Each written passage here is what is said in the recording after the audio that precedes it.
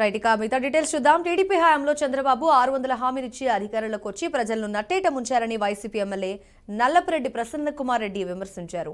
నాడు నేడు పథకం ద్వారా ప్రభుత్వ పాఠశాల రూపురేఖలను మార్చారని చెప్పారు. అభివృద్ధిని ఓర్వలేకనే తమ ప్రభుత్వంపై టీడీపీ అనుకూల వర్గాలు విషం చిమ్ముతున్నాయని ఆరోపించారు. నెల్లూరు జిల్లా బుచ్చిరెడ్డిపాలెం నగర పంచాయతీలో పలు అభివృద్ధి కార్యక్రమాలకు ప్రారంభోత్సవం జరిగాయి.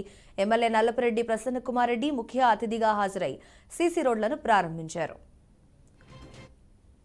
13వ వార్డు గాంధీనగర్ లో రాజ్యసభ సభ్యులు విపిఆర్ గారు ఎంపీ ల్యాడ్స్ కింద 10 లక్షలు శాంక్షన్ చేశారు. దానికి గాంధీనగర్ పార్క్ కి కాంపౌండ్ వాల్ కడుతున్నాం.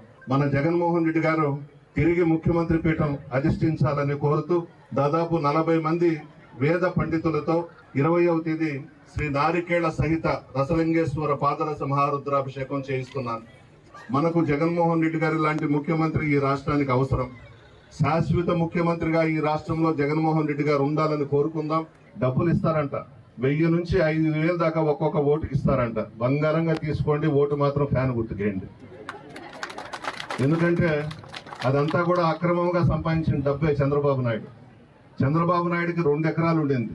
ఈ రోజు 4 లక్షల కోట్లకు అధిపతి చంద్రబాబు నాయుడు, ఆయన కుమారుడు లోకేష్. ఏదో బలంగా తీసుకొస్తున్నారంటే డబ్బంతా.